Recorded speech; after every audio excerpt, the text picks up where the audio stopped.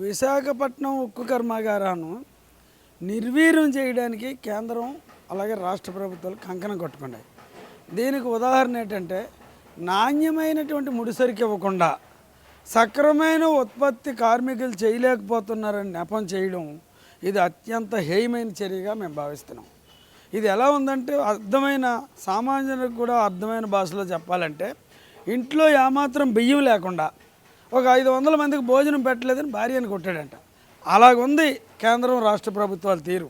నువ్వు సక్రమైన నాణ్యమైన ముడిసరికి ఇవ్వకుండా నాణ్యమైనటువంటి ఉత్పత్తి స్టీల్ తయారు చేయాలి, ఉత్పత్తి చేయాలంటే ఎలాగొస్తుంది అంటే దీన్ని బట్టి దానికేమో సొంతగానులు ఇవ్వరు, మైనింగ్ క్యాప్ట్ ఇవ్వరు.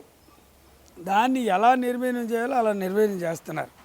మన ఎంపీ గారు కానీ మన రాష్ట్ర ముఖ్యమంత్రి కానీ వీళ్ళందరూ ఇక్కడ రాష్ట్ర ప్రభుత్వం చెప్తుంది ఏంటంటే మేము మాత్రమే దీన్ని కాపాడగలుగుతాం అని చెప్పి 30-40 సంస్థలని ప్రైవేట్కి ఒకటి దారాదత్తం చేస్తున్నారు. ఇది ఒక్కటి ఏమాత్రమైనా దీని మీద మీకు చిత్తశుద్ధి ఉంటే గత ప్రభుత్వం చాలా విమర్శలు చేశారు కదా, మీతో పాటు మేము చేసాం. మీ మీద ఆశలు పెట్టుకున్నారు, జనం మిమ్మల్ని నమ్మారు, బీజేపీ టీడీపీ జనసేన కూటమి నమ్మారు. మీరు కూడా హామీ ఇచ్చారు మా ప్రాణం పోయినా మేము ఉక్కుని ప్రైవేట్ పరం చేయమని. అది నిలబెట్టండి. ప్రధానమంత్రి గారు మీరు ఏది చెప్తే అది ప్రధానమంత్రి గారు.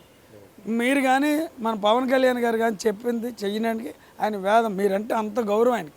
ఆయన నిన్ననే చెప్పారు ప్రధానమంత్రి గారు, ఆంధ్ర రాష్ట్రం దూసుకుపోతుంది తిరిగి లేదని. ఆయన దగ్గర మీరు పరపతి ఉపయోగించండి. ప్రజలు ఎందుకు మోసం చేస్తారు, కార్మికులు ఎందుకు మోసం చేస్తారు, మిమ్మల్ని నమ్మినటువంటి మీకు అధికారం కట్టుబెట్టినటువంటి ఆంధ్ర రాష్ట్ర ప్రజలను ఎందుకు అన్యాయం చేస్తారు? 26,000 ఎకరాలు, 65 గ్రామాలు, ఎన్నో పోరాటాలు చేస్తే ఇందిరాగాంధీ గారు ఆ రోజు ఇవ్వలేదు. ఆవిడ కూడా ఏం సామాన్యంగా ఇవ్వలేదు. 32 మంది బలిదానం అయ్యారు.